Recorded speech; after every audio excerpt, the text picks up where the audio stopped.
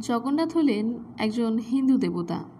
ভারতের ওড়িশা, ছত্তিশগড়, পশ্চিমবঙ্গ, ঝাড়খণ্ড, বিহার, আসাম, মণিপুর ও ত্রিপুরা রাজ্যে এবং ভারতের বাইরে বাংলাদেশেও তার পূজা প্রচলিত।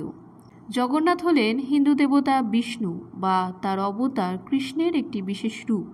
তাকে তার দাদা বলরাম ও বোন সুভদ্রার সঙ্গে পুজো করা হয়। জগন্নাথের মধ্যে বিষ্ণুর সকল অবতারের চিহ্ন আছে। বিশেষ বিশেষ অনুষ্ঠানে তাকে বিষ্ণুর এক একটি অবতারের মূর্তিতে পূজা করা হয়। বিভিন্ন প্রথা রীতিনীতি থেকেও জগন্নাথের সঙ্গে নানা অবতারের যোগ লক্ষিত হয়। যদিও তাকে বিষ্ণুর অষ্টম অবতার কৃষ্ণের সঙ্গে বিশেষভাবে যুক্ত করা হয়ে থাকে। পুরাণে আছে বিষ্ণুর নৃসিংহ অবতার কাঠের স্তম্ভ ভেঙে বেরিয়েছিলেন, তাই জগন্নাথকে দারু ব্রহ্ম রূপে নৃসিংহ স্তোত্র পাঠ করে পূজা করা হয়।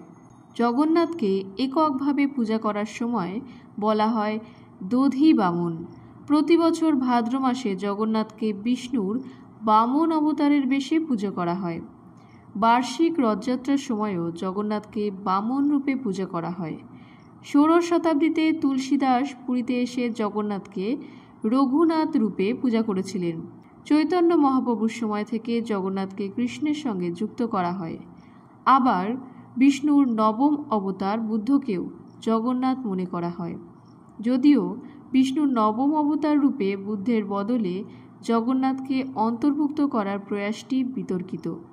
প্রচলিত বিশ্বাস অনুসারে জগন্নাথ দায়িত্বশীল পুত্রের মতো তার সকল মানব অবতারের বাবা মায়ের বাৎসরিক শ্রাদ্ধ কার্য করে থাকেন।